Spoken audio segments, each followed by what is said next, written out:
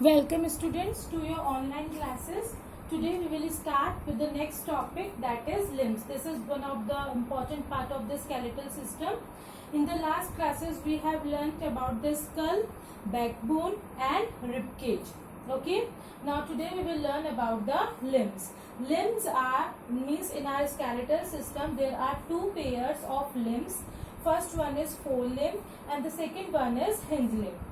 Four limbs are actually your arms. Okay, this fine. Now hind limbs are your legs. Your legs are known as hind limbs, means the bones which are present in the legs, they are come under the category of limbs. They are known as hind limbs. Okay, and hands or the arm bones are known as forelimbs. Okay, now let's discuss about the forelimbs. So what happens in your arms have basically three bones. Okay, one bone is present in the upper arm and two bones are present in the lower arm. Okay, like if you will see my hand, then this is the elbow. Above the elbow there is one bone, this is the upper arm, and this is the below arm. Okay, that means below the elbow. Okay, this one is the below arm and this one is the upper arm. In the upper arm there is one bone and that is known as humerus. Okay, and in the lower arm there are two bones that are known as radius and ulna. The two bones are known as radius and ulna. Okay, now we'll come to the hind limbs. Hind limbs are the legs, means the bones present in the legs. Okay, so again there are three bones in the legs. Fine. So we will take the center part as our knees. Okay, so up above the knees is the upper leg. It has one bone and that one bone is also known as thigh bone. Okay, and the name of this thigh bone is femur. This femur is actually the longest bone in the human body. Okay, it is the longest bone. Then the lower leg means the part which is below the knees. Okay, now in that lower leg how many bones are present? Two bones are present. Okay, and what is the name of that two bones? That is tibia and fibula. Okay, the two bones are tibia and fibula. So if I'll tell you that which is the longest bone in the human body, so your answer will be the thigh bone or femur. Femur is the name of that bone. Okay, now next is, now again come to the, now how these limbs are attached to the complete skeleton. Okay, so what happens, the upper arm of the forelimb, that is the humerus, is attached to the skeleton with the collarbone. Okay, with the collarbone with the help of shoulder girdle. Okay, I told you that the skeletal system has one more important part, that is girdles. Okay, so these four limbs are attached with the girdle, that is known as shoulder girdle. Okay, and these girdle are actually the holes. Okay, so if I will draw a rough diagram over here, so this is actually the, suppose this is actually the four limbs bone, that is the humerus, and now this humerus will attach with your other skeletal part. This is your other skeleton part. With that part, this is attached with this girdle. So this is known as girdle. And what we call this girdle? That is the shoulder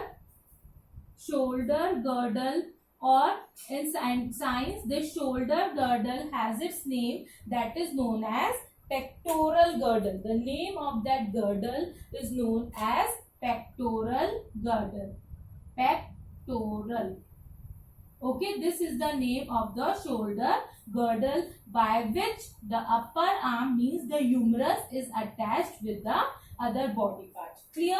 Similarly the hind limbs, means the upper leg, that means the femur, is attached to the hip, to our skeletal system, to our body, with the hip girdle. Okay, with which girdle? With the hip girdle. And what is the name of this hip girdle? It is pelvic girdle. It is pelvic girdle.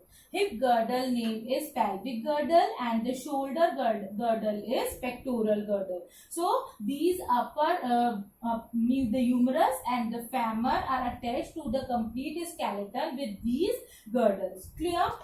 Now next is our hands, wrist, feet. Okay, means like this palm part, this wrist part. Okay, and in the fingers.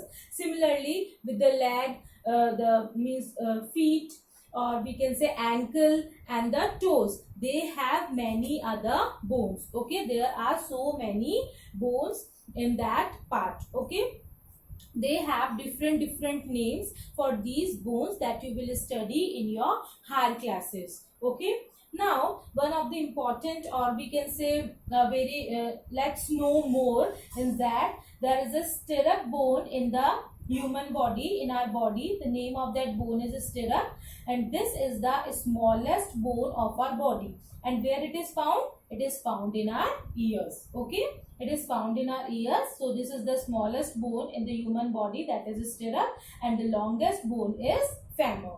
Clear, students? Now next we will read about the functions of a skeletal system. Okay, so the first function and the important function of a skeletal system is that it provides shape and support to our body. This we have discussed earlier also. Next important function is it protects the internal organs. You know that in our body there are so many delicate organs are there. So the main function, or one of the important function of a skeletal system, is to protect the internal delicate organs like brain, heart, lungs, etc. Okay. Next is, it is one of the important point, is that some of the bones are hollow from inside. Okay, inside the bones there is nothing, they are hollow. Hollow means empty. ठीक है, ऊपर से तो वो bones होते हैं but अंदर उनके कुछ नहीं होते. They were not like filled from inside. Okay, they are hollow from inside, and what is filled inside them is that a soft matter. Okay, a juicy matter is filled inside inside some of the bones, and that juicy matter is known as bone marrow.